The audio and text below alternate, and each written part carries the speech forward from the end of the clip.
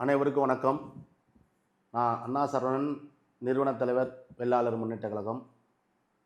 வருகின்ற 2026 சட்டமன்ற பொது தேர்தலில் புரட்சித் தலைவர் மக்கள் முன்னேற்றக் கழகத்தின் கூட்டணி கட்சியான வெள்ளாளர் முன்னேற்றக் கழகத்தின் சார்பாக இந்த தொகுதியில் மாநில இளைஞரணி தலைவர் எஸ். ராஜா அவர்கள் போட்டியிடுகிறார்கள்.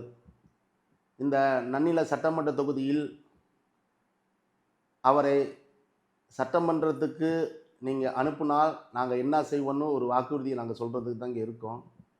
இதுவரை இருந்தவங்க என்ன செய்யலை, நாங்கள் என்ன செய்யணும்னு உங்களுக்கு சொல்கிறதுக்கு தான் இந்த காணொலி மூலிமா உங்களுக்கு பேசிக்கிட்டு இருக்கேன். எங்களுக்கு பெரிய வாய்ப்பு கொடுத்த புரட்சி தலைவர் மக்கள் முன்னேற்ற கழகத்தின் நிறுவனத் தலைவர் அம்மையார் சின்னம்மா அவர்களுக்கு இந்த நேரத்தில் நன்றி சொல்லிக்கொண்டு, எங்களோட கூட்டணியில் இருக்கின்ற ஐயா ராமதாஸ் அவர்களுக்கு இந்த நேரத்தில் நன்றி சொல்லிக்கொண்டு, மற்றும் கூட்டணியில் உள்ள அனைத்து தலைவர்களுக்கும் இந்த நேரத்தில் நாங்கள் நன்றியை சொல்லிக்கிறோம். இந்த நன்னில சட்டமன்ற தொகுதி என்பது விவசாயத்தை சார்ந்த, நெல்லை சார்ந்த இங்கே விவசாயம் நடக்குது.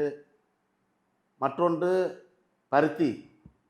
இந்த 2 தொழில் தான் இங்கே பிரதான தொழில். கிட்டத்தட்ட 15 ஆண்டுகளாக இங்கே இருக்கின்ற சட்டமன்ற உறுப்பினர்கள் அதை சரியாக செய்யலை. ஒரு சரியாக நெல் கொள்முதல் நிலையமும் இங்கே அமைக்கலை. பருத்தி சார்ந்த தொழிலும் இங்கே கொண்டு வரல. இங்கே மெயினான தொழில் 2 தொழில். அந்த 2 தொழிலை பாதுகாக்கிறதுக்கு எந்த ஒரு முன் நடவடிக்கையும் இங்கே எடுக்கலை. 2 முறை அமைச்சராக இருந்திருக்காங்க, ஒரு முறை சட்டமன்ற உறுப்பினராக இருந்திருக்காங்க. இங்கே பிரதான தொழில் நெல்லும் பருத்தியும். இங்கே நெல்லுக்கு அந்த விவசாயி கஷ்டப்பட்டு அரும்பாடுபட்டு உற்பத்தி செய்து அதை பாதுகாத்து கொண்ட நல்ல விலைக்கு கொடுக்கறதுக்கு அவங்களால முடியலை. இயற்கையினால் பாதிக்கப்பட்டு அதில் பாதி போய் அதுக்கப்புறம் விளைஞ்சு அதை அறுத்து கொண்டாண்டு களத்தில் வச்ச பிறகு அது பாதுகாக்க முடியாமல் போய் இந்த விவசாயிகள் அவ்வளோ கஷ்டப்படுறாங்க. இந்த நெல் பாதுகாத்து பெற்ற தாய் எப்படி ஒரு குழந்தையை பாதுகாத்து ஈன்றெடுக்கிறாளோ, அதே போல் இந்த நெல்லை இந்த விவசாயிகள் அப்படி தான் பாதுகாத்து கொண்டு வராங்க.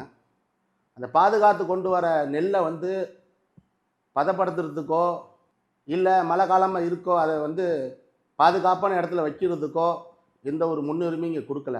அதே போல் பருத்தி இங்கே அதிகமாக விளையுது.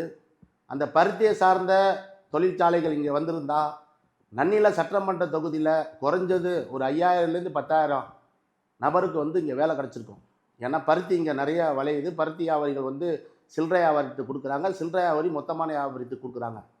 அந்த பருத்தியை சார்ந்த தொழிலை இங்கே ஒரு தொழிற்சாலை வந்திருந்தால் நன்னில சட்டமன்ற தொகுதியில் கிட்டத்தட்ட ஒரு 10,000 பேருக்கு வேலை வாய்ப்பு கிடைத்திருக்கும்.